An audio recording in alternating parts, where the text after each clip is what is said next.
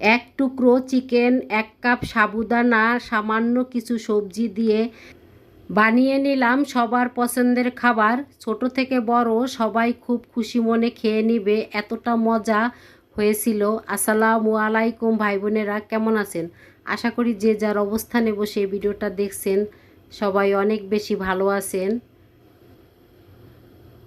টিকিয়াটা বানানোর জন্য এখানে কিছু সবজি নিয়েছি, 2টা গাজর আর ছোট ছোট 3টা আলু নিয়েছি। ছিলে ধুয়ে পরিষ্কার করে নিয়েছি, এখন এটা গ্রেট করে নিয়েছি।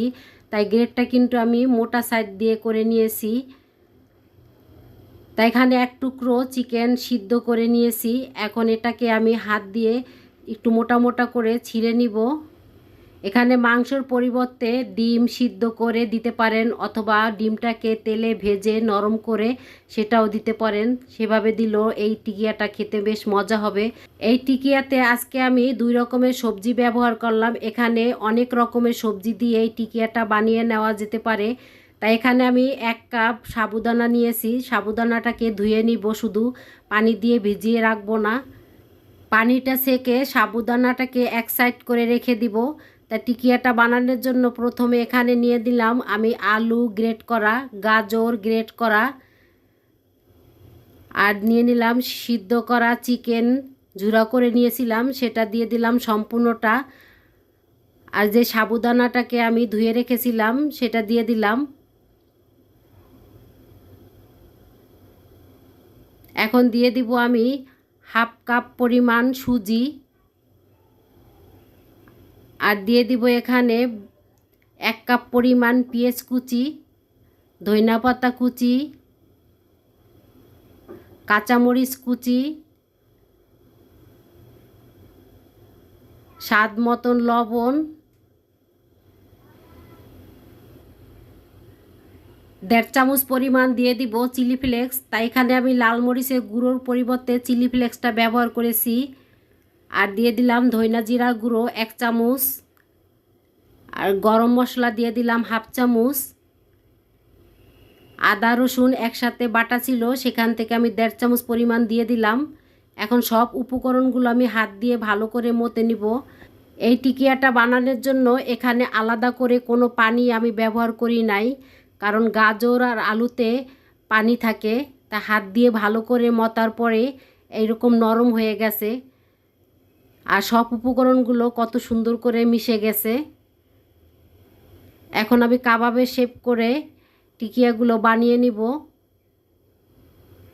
তা আমি একটু বড় বড় করে সাইজ করেই বানিয়ে নিয়েছি। আপনারা ইচ্ছা করলে এই খাবারটা একসাথে বেশি করে বানিয়ে ডিপ ফ্রিজেও সংরক্ষণ করতে পারেন, কারণ এটা খেতে অনেক মজা। একবার হলো বানিয়ে খেয়ে দেখবেন। তা সব টিকিয়াগুলো বানিয়ে আমি এক সাইড করে রেখে দিয়েছি।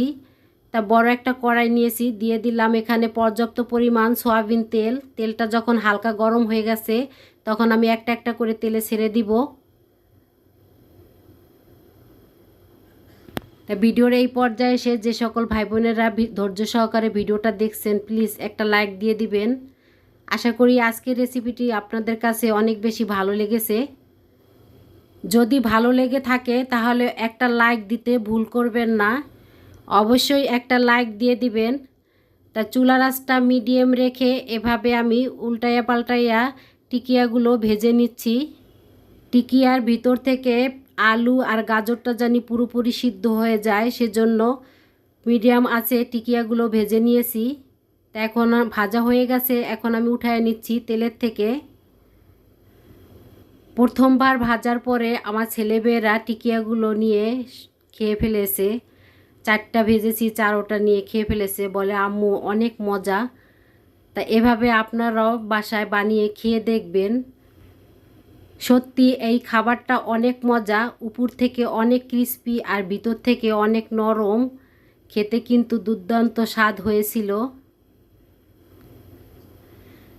তা একটা প্লেটে আমি খাবারগুলো সাজিয়ে নিচ্ছি।